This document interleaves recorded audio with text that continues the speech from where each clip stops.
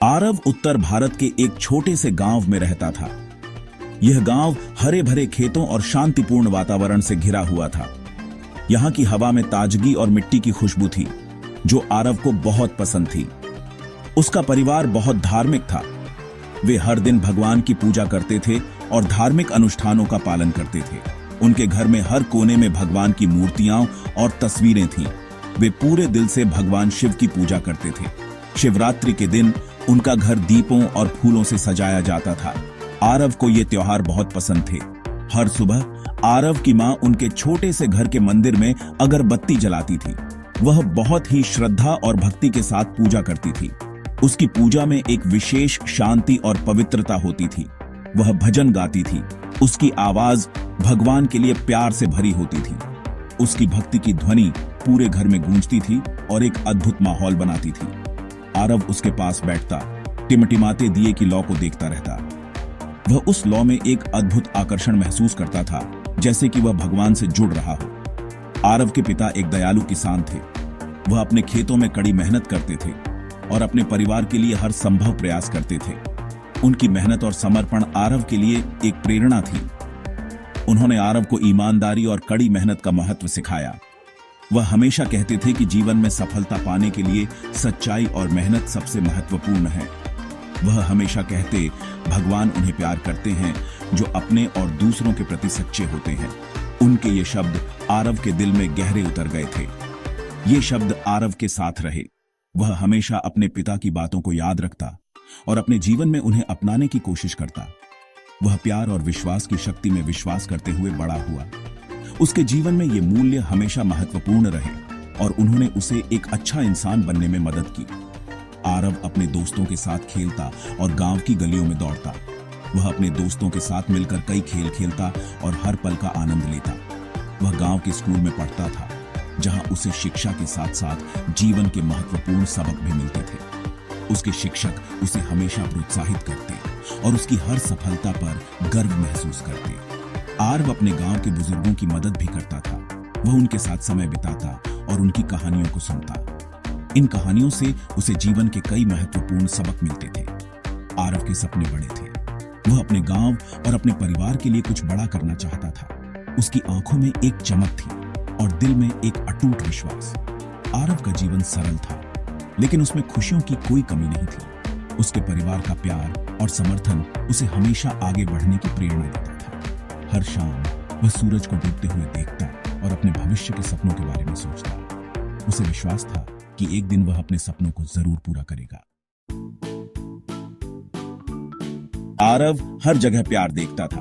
उसने इसे अपनी मां द्वारा अपनी बूढ़ी गाय लक्ष्मी की देखभाल करने के तरीके में देखा। उसने इसे फसल के मौसम में अपने पिता द्वारा अपने पड़ोसियों की मदद करने के तरीके में देखा। गांव एक बड़े परिवार जैसा था, जहां हर कोई एक दूसरे का ख्याल रखता था। आरव का मानना था कि प्यार भगवान का सबसे बड़ा उपहार है। इससे उसका दिल खुशी से भर जाता और वह जहां भी जाता खुशियां फैलाना चाहता। वह अक्सर अपने खिलौने दूसरे बच्चों के साथ बांटता था। वह बिना कहे अपनी मां के कामों में मदद करता था। एक दिन आरव गांव के कुएं के पास खेल रहा था। उसने ऊंची आवाजें सुनी। दो आदमी बहस कर रहे थे। उनके चेहरे गुस्से से लाल हो रहे थे। वे एक दूसरे को धक्का देने लगे। आरव चौंक गया। उसने पहले कभी ऐसी नफरत नहीं देखी थी। वह दौड़कर अपनी मां के पास गया। उसका दिल जोरों से धड़क रहा था। वे आदमी क्यों लड़ रहे थे मां? उसने कांपती आवाज में पूछा। उसकी मां ने आह भरी। कभी कभी लोग गुस्से में अपना विवेक खो देते हैं बेटा, उसने धीरे से कहा। उस रात आरव सो नहीं सका। उसकी आंखों में चिंता और मन में सवाल थे। वह अपने पिता के पास गया, जो एक धार्मिक किताब पढ़ रहे थे। किताब की रोशनी में उनके चेहरे पर शांति थी। पिताजी, उसने पूछा, लोग गुस्सा क्यों करते हैं? क्या सबके दिल में प्यार नहीं होता? उसके पिता मुस्कुराए और किताब बंद कर दी। उन्होंने आरव को अपने पास बुलाया और कहा, क्रोध तूफान की तरह होता है आरव। यह भयंकर और विनाशकारी हो सकता है, लेकिन प्यार सूरज की तरह है। यह हमेशा रहता है, सबसे काले बादलों के पीछे भी। आरव ने ध्यान से सुना और फिर पूछा, तो हम सूरज को कैसे बाहर लाएं पिताजी? उसके पिता ने उसके सिर पर हाथ फेरा और कहा, क्रोध के ऊपर करुणा चुनकर बेटा। यह याद रखकर कि हर कोई अपनी लड़ाई लड़ रहा है। आरव ने फिर पूछा, लेकिन पिताजी, अगर कोई हमें बहुत दुख पहुंचाए तो? उसके पिता ने गहरी सांस ली और कहा, तब भी हमें करुणा और समझदारी से काम लेना चाहिए। कभी कभी लोग अपने दर्द और संघर्ष के कारण गुस्सा करते हैं।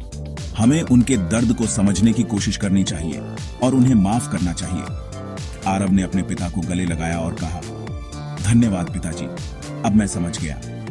उस रात आरव ने शांति से सोया। उसके दिल में करुणा और समझदारी की रोशनी थी। अगले दिन आरव अपने दोस्त रोहन के साथ नदी के किनारे गया। वे कागज की नावों से खेल रहे थे। अचानक रोहन ने आरव को नदी में धक्का दे दिया। आरव पानी में गिर गया।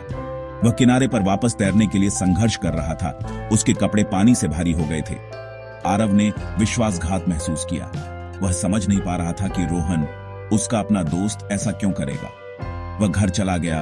उसका दिल दुख और भ्रम से भरा हुआ था। उसे हर चीज पर शक होने लगा। क्या प्यार सिर्फ एक भ्रम था? उस शाम आरव गांव के मंदिर गया। वह भगवान शिव की मूर्ति के सामने खड़ा था। उसके चेहरे से आंसू बह रहे थे। दुनिया में इतना दर्द क्यों है भगवान? वह रोया। सारा प्यार कहां गया? जैसे ही उसने शिव के शांत चेहरे को देखा, एक अजीब सी शांति उस पर छा गई। अचानक उसे एक दृष्टि हुई। उसने भगवान शिव को नाचते हुए देखा। उनका नृत्य उग्र और सुंदर दोनों था। यह सृजन और विनाश, प्रेम और क्रोध का नृत्य था। और उस नृत्य में आरव ने सच्चाई देखी। उसने महसूस किया कि प्यार हमेशा खुश रहने या दर्द से बचने के बारे में नहीं था। यह जीवन की चुनौतियों का साहस और दयालुता के साथ सामना करने के बारे में था। यह समझने के बारे में था कि सबसे अंधेरे क्षणों में भी हमेशा आशा होती है। शिव के नृत्य ने उसे सिखाया कि प्यार एक यात्रा है, मंजिल नहीं। यह सीखने, बढ़ने और खुद का बेहतर संस्करण बनने के बारे में था। यह गुस्से पर क्षमा चुनने के बारे में था, भले ही यह कठिन हो। अगले दिन आरव ने रोहन को नदी के पास अकेला बैठा देखा। वह जानता था कि रोहन को अपने किए पर पछतावा हो रहा था। आरव ने सोचा कि शायद यह सही समय है कि वह अपने दोस्त को माफ कर दे। वह पहले तो झिझका, लेकिन फिर उसे शिव का नृत्य याद आ गया। शिव का नृत्य उसे सिखाता था कि जीवन में संतुलन और शांति कैसे पाई जा सकती है। उसने महसूस किया कि माफी भी एक तरह का संतुलन है। वह रोहन के पास गया और उसे एक छोटा सा फूल दिया। यह फूल सिर्फ एक साधारण फूल नहीं था, बल्कि माफी और दोस्ती का प्रतीक था। रोहन ने आश्चर्य से ऊपर देखा।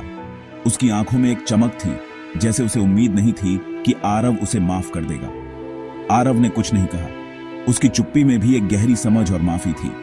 दोनों ने एक दूसरे की आंखों में देखा और बिना कुछ कहे सब कुछ समझ लिया। उसे करने की जरूरत नहीं थी।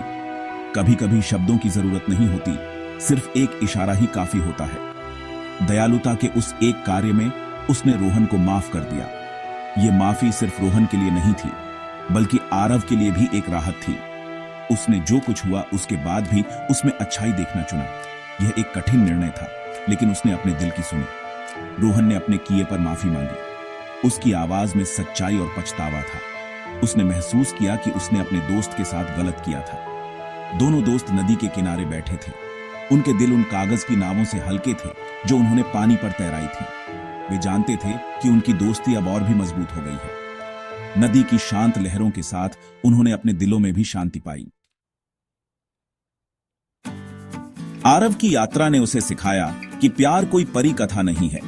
यह एक विकल्प था, एक प्रतिबद्धता थी, जीने का एक तरीका था। यह सभी में दिव्य चिंगारी देखने के बारे में था, भले ही उन्होंने गलतियां की हों। यह क्षमा की शक्ति और मानव आत्मा के लचीलेपन में विश्वास करने के बारे में था। उस दिन से आरव ने अपने दिल में प्यार और विश्वास के पाठों को संजोए रखा। वह जानता था कि जीवन में हमेशा उतार चढ़ाव आएंगे, लेकिन वह यह भी जानता था कि प्रेम को अपना मार्गदर्शक मानकर वह किसी भी चीज का सामना कर सकता है।